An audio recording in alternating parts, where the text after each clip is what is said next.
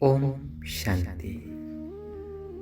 आज 18 फरवरी 2026 की साकार मुरली के मुख्य संदेश के ऊपर आधारित एक बहुत सुंदर कहानी सुनते हैं।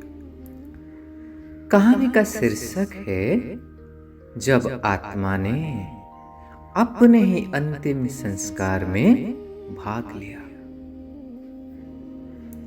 अमृत वेले का समय था। रात के 3 बजे का समय था।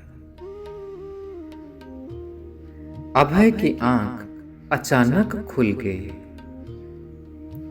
कमरे में अजीब सी शांति थी, पर उसके भीतर तूफान था। उसे लगा जैसे कोई आवाज उसे बुला रही है, चलो चलो, आज तुम्हें कुछ दिखाना है। अभय जब आंखें बंद करता है, अचानक एक दृश्य उभरता है। वह खुद को एक शमशान में खड़ा पाता है। आसमान धुंधला है, चारों तरफ भीड़ है, पर अर्थी पर कौन है? वो आगे बढ़ता है और चौंक जाता है। अर्थी पर उसका ही शरीर पड़ा है। लोग रो रहे हैं, पर एक आवाज अंदर से आती है, अभय डरो मत, यह देह नहीं, यह देह अभिमान का अंतिम संस्कार है। अचानक चिता में आग लगती है और आग में जलते दिखते हैं उसका अहंकार, उसकी पुराने आदतें, रावण के संस्कार, उसकी कामनाएं, क्रोध आदि आदि। जैसे जैसे आग बढ़ती है, अभय हल्का महसूस करने लगता है। आवाज फिर आती है, मरकर जीना सीखो। अब दृश्य बदलता है।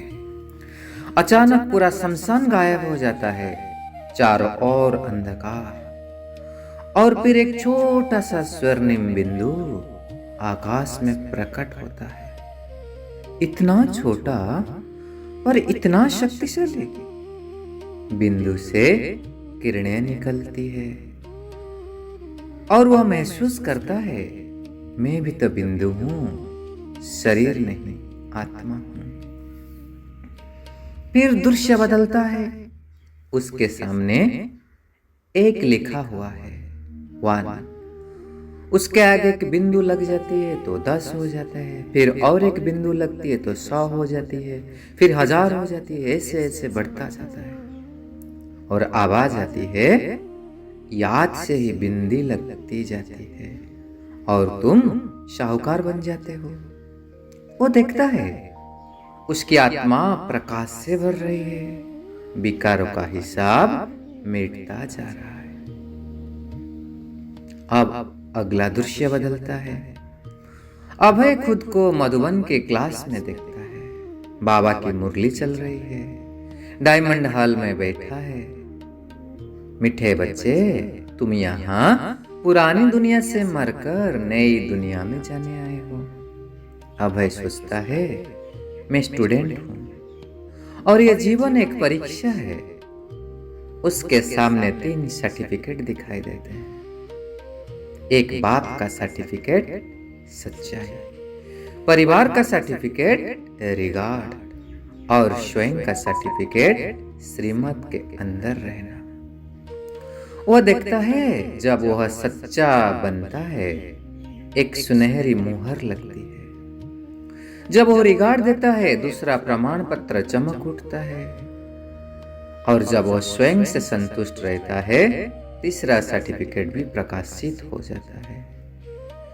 तीनों मिलने से उसके सिर पर जैसे एक मुकुट का प्रकाश बन जाता है। आगे दृश्य बदलता है। अचानक उसके सामने एक छाया खड़ी हो जाती है। वह छाया फुसफुसाती है, अभय बस थोड़ा सा टेस्ट ले लो, कोई नहीं देख रहा है। वो समझ जाता है, अरे ये तो काम महाशत्रु है।